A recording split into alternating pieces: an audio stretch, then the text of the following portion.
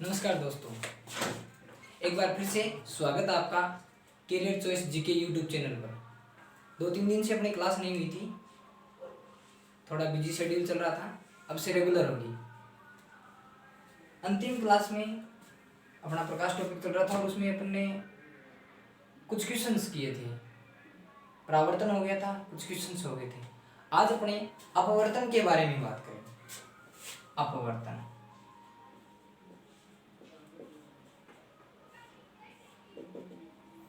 ये भी अच्छा विषय है। देखो अपवर्तन क्या है, इस टॉपिक में अपने पढ़ेंगे। देखो जब प्रकाश की जो किरण होती है ना, प्रकाश की किरण है वो एक माध्यम से यानी एक माध्यम से दूसरे माध्यम में, एक से दूसरे माध्यम में गमन करती है। एक माध्यम से दूसरे माध्यम में गमन करती है तो वो अपने पथ से क्या होती है, थोड़ी विचलित हो जाती है। अपने पथ से क्या होती है, विचलित हो जाती है। और पथ से विचलित होने की घटना ही क्या कहलाती है, अपवर्तन कहलाती है। क्या कहलाती है, अपवर्तन। इसका मतलब हुआ क्या कि इसमें माध्यम कितने होंगे, दो होंगे। माध्यम कितने, दो होंगे। यानी दो माध्यम होंगे और दोनों के दोनों क्या होंगे, अलग अलग माध्यम होंगे। दोनों के दोनों क्या होंगे, अलग अलग माध्यम होंगे। यानी एक माध्यम से जो किरण है, प्रकाश की किरण दूसरे माध्यम में जाएगी। मान लो ये एक माध्यम है, ये दूसरा माध्यम है, तो इस माध्यम से दूसरे माध्यम में जाएगी ना, तो दूसरे माध्यम में जाने पर वो अपने पथ से थोड़ी बहुत क्या हो जाएगी, विचलित हो जाएगी। और पथ से विचलित होने की घटनाएं क्या कहलाती है, अपवर्तन कहलाती है। एक बात ये ध्यान में रखनी, चूंकि इसमें माध्यम अलग अलग हैं और अपने को पता है कि माध्यम दो प्रकार के होते हैं। एक माध्यम होता है सघन माध्यम और एक माध्यम होता है विरल माध्यम। देखो भाई, ये जो सघन माध्यम है, सघन माध्यम में क्या होते हैं कि कण जो होते हैं पास पास होते हैं। मान लो ये सघन माध्यम है तो इसमें कणों की व्यवस्था क्या होगी, पास पास होगी, यानी डेंसर बोलते हैं इसको। तो जो कणों की व्यवस्था पास पास होती है, इसका मतलब इसमें कण पास पास होते हैं और इसमें कण क्या होते हैं, दूर दूर होते हैं। एक बात ये ध्यान में रखनी, इसमें पास पास और इसमें क्या होंगे, दूर दूर होंगे। तो कण पास पास होंगे, दूर दूर होंगे। अब देखो ये जो प्रकाश की किरण है, ये सघन माध्यम से किस में प्रवेश करेगी, विरल में। जब ये सघन से विरल में जाएगी ना, तो अभिलंब, देखो मान लो ये अपने पास है एक माध्यम, यानी इसको M1 बोल दूं मैं, ये दूसरा माध्यम इसको M2 बोल दूं। ये मान लो माध्यम है अपने पास सघन माध्यम, यानी कि पानी ले लेता हूं, और ये है विरल माध्यम, यानी इसमें मैं हवा को ले लेता हूं। ठीक है भाई। तो जब किरण इस माध्यम से इसमें जाएगी ना, तो इसमें जाने का मतलब ये विलंब है।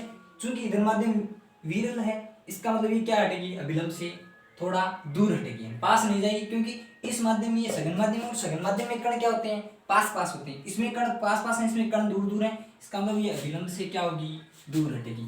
तो जब ये जो प्रकाश की किरण है सघन माध्यम से विरल माध्यम में जाती है, सघन माध्यम से विरल में, तो ये क्या होगी, अभिलंब से दूर हटेगी, अभिलंब से दूर हटेगी। ये बात ध्यान में रखना कि जब जो कोई प्रकाश की किरण है सघन माध्यम से विरल में जाती है तो अभिलंब से क्या होती है, दूर हटेगी। और अगर विरल से सघन में जाती है, विरल से किस में जाती है, सघन में जाती है, तो अभिलंब की ओर आएगी।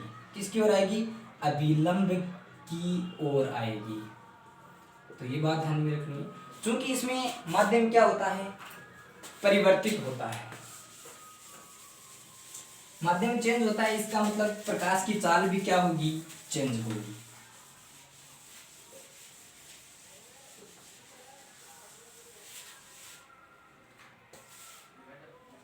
देखो ये माध्यम मान लो M1 है, ये दूसरा माध्यम है M2, इसको मैं ले लेता हूं सघन माध्यम, इसको मैं ले लेता हूं विरल माध्यम।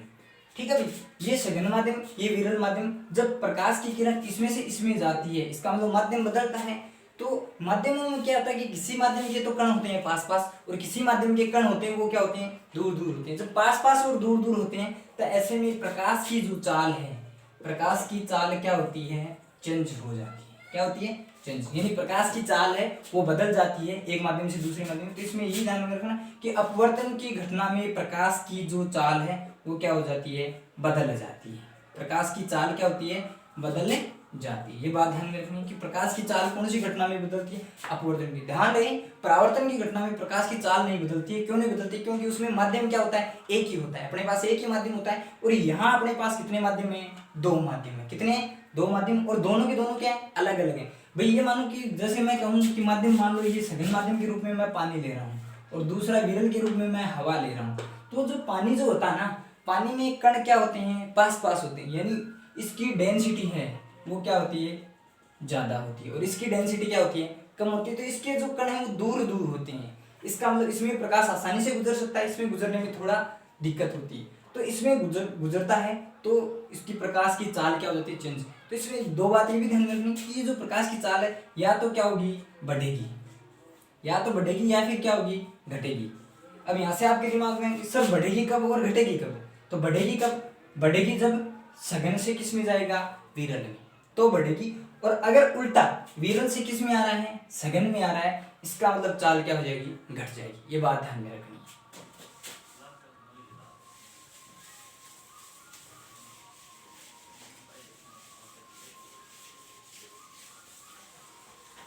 हाँ, अब इसके उदाहरण क्या क्या है, अपवर्तन के उदाहरण, तो वही जाने पहचाने उदाहरण है जो अपने देखें। पानी जो है, पानी से जो भरा हुआ पात्र होता है, पानी से भरा हुए पात्र का पेंदा हमें क्या होता है, ऊपर उठा हुआ दिखाई देता है। कुछ अपन झुक के देखते हैं तो पेंदा ऊपर उठा हुआ दिखाई देता है, यानी पानी से भरे हुए पात्र के पेंदे का ऊपर उठा हुआ दिखाई देना किस पर आधारित होता है, अपवर्तन पर। किस पर, कौन सी घटना के कारण दिखाई देता है, अपवर्तन के कारण। पात्र में जो सिक्का रखा होता है, सिक्का ऊपर उठा दिखाई देता है, वो भी किसके कारण, अपवर्तन के कारण, यानी सिक्के का ऊपर उठा हुआ दिखाई देना।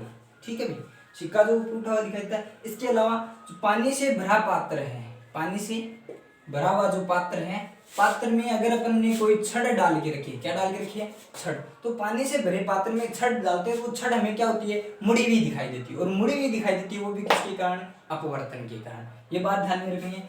इसके अलावा जो सूर्योदय होता है, सूर्योदय या सूर्यास्त है, देखो सूर्योदय होने से 2 मिनट पहले तक, यानी सूर्योदय होने से 2 मिनट पहले तक, ये तो वैसे कोई फिक्स टाइम नहीं, सूर्योदय होने से थोड़ा पहले सूर्य क्या होता है, मान लो ये अपने पास क्षितिज है, क्षितिज से थोड़ा क्या होता है, नीचे होता है, लेकिन अपवर्तन के कारण हमें क्या होता है, ऊपर उठा हुआ दिखाई देता है। एक बात ये ध्यान में रखनी। दूसरा, सूर्यास्त के समय सूर्य कहाँ चला जाता है, क्षितिज से, मान लो ये क्षितिज है, इससे नीचे चला जाता है सूर्य, लेकिन हमें फिर भी क्या दिखाई देता है, ऊपर दिखाई देता है। वो किसके कारण दिखाई देता है, अपवर्तन के कारण। यानी दूसरी भाषा में ये कह सकता हूँ, सूर्य का बड़ा आकार, सूर्य का बड़ा जो आकार है, यानी इसकी साइज क्या हो जाती है, बड़ी हो जाती है। तो सूर्य का जो बड़ा आकार है वो किसके कारण दिखाई देता है, अपवर्तन के कारण दिखाई देता है। यहाँ पर एक नोट में ये भी बात ध्यान में रखें हमने, एनसीईआरटी की जो बुक है उसमें दिया हुआ है कि एक दिन में जो सूर्य है, अपवर्तन के कारण 2 मिनट तो पहले दिखाई देता है और 2 मिनट बाद तक दिखाई देता है, यानी कि टोटल जो डे होता है कि उसमें ये जो समय है कुल 4 मिनट का बढ़ जाता है। कितने मिनट का, 4 मिनट का। ये बात ध्यान में रखनी है। ये कुछ एक उदाहरण इसके ध्यान में रखने हैं।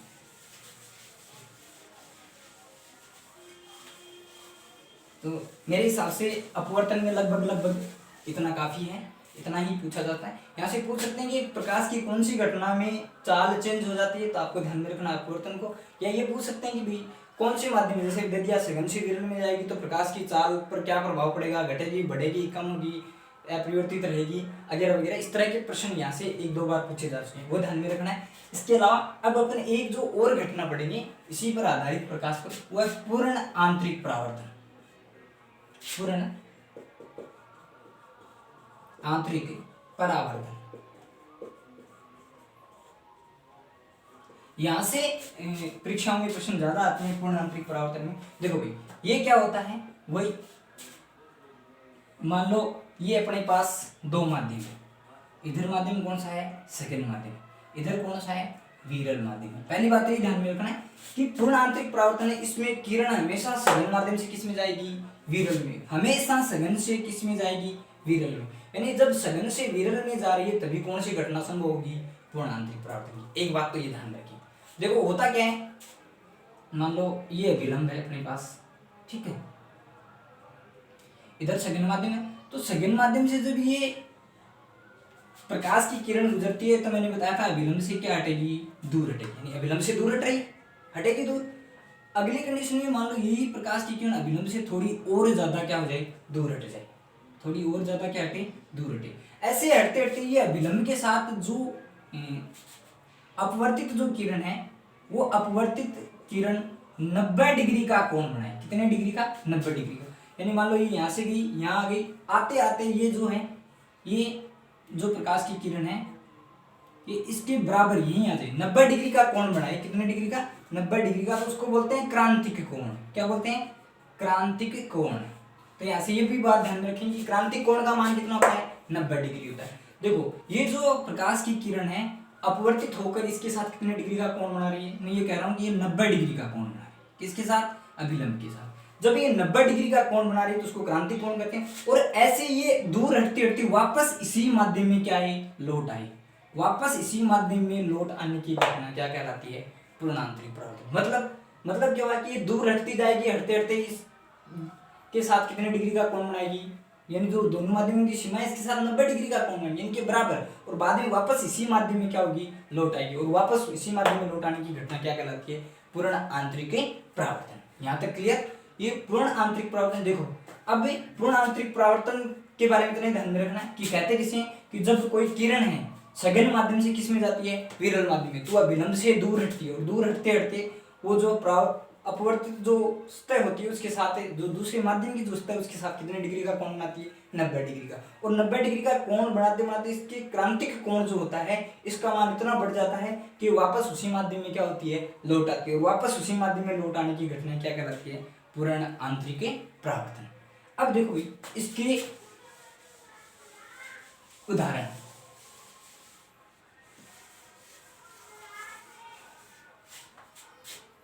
इसके उदाहरणों में सबसे पहले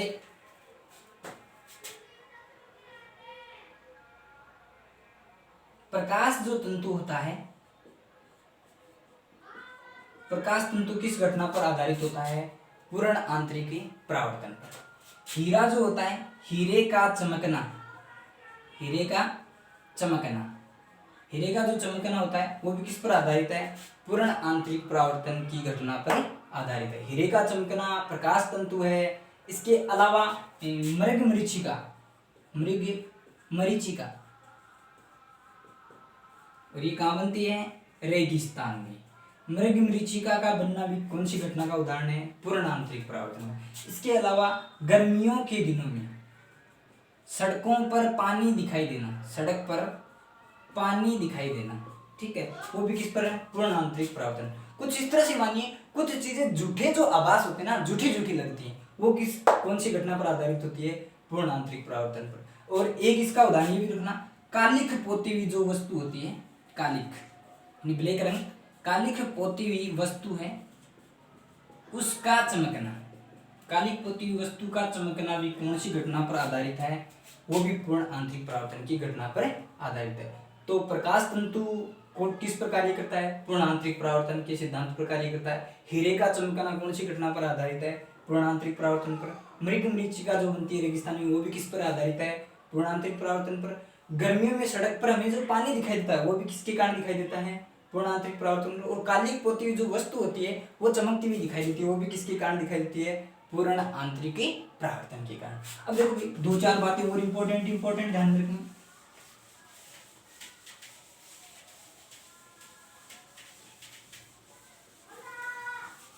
ये जो प्रकाश तंतु होता है ना, ये प्रकाश तंतु कौन से सिद्धांत पर कार्य करता है, ये अपने को पता है, पूर्ण आंतरिक परावर्तन। किस पर कार्य करता है, पूर्ण आंतरिक परावर्तन पर कार्य करता है। एक बात तो ये पूर्ण आंतरिक परावर्तन पर कार्य करता है। देखो इसका यूज क्या क्या है प्रकाश तंतु का, वो भी ध्यान रखें।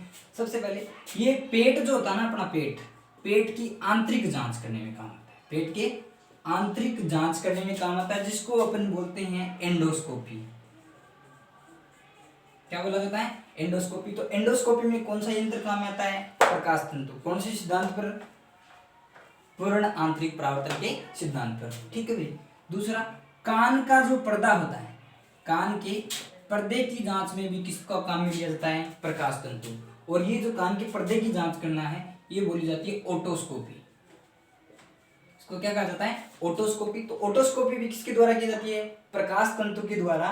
और ये जो घटना है वो किस पर आधारित होती है, पूर्ण आंतरिक परावर्तन पर आधारित होती है। एक जो गला जो होता है, गले की जांच भी किसके द्वारा की जाती है, इसके द्वारा की जाती है, प्रकाश तंतु के द्वारा, जिसको बोलते हैं ब्रोंकोस्कोपी। क्या बोला जाता है, ब्रोंकोस्कोपी। तो ये भी इस पर आधारित है, कौन सी घटना पर? पूर्ण आंतरिक परावर्तन। तो ये दो तीन एक बातें ध्यान में रखनी कि ये जो प्रकाश तंतु है ये कौन सी सिद्धांत पर कार्य करता है? तो ये सिद्धांत कौन सा? पूर्ण आंतरिक परावर्तन। कौन सा?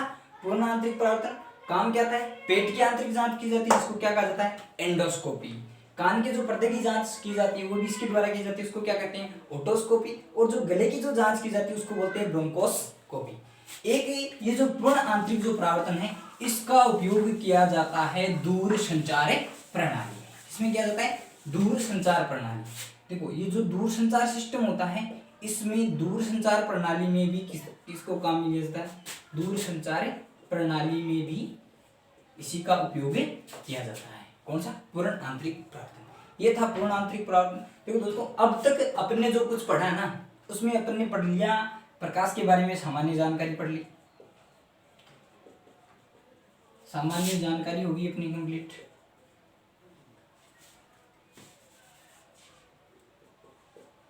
विवर्तन हो गया, व्यतिकरण हो गया, अपवर्तन हो गया, परावर्तन हो गया, पूर्ण आंतरिक परावर्तन हो गया।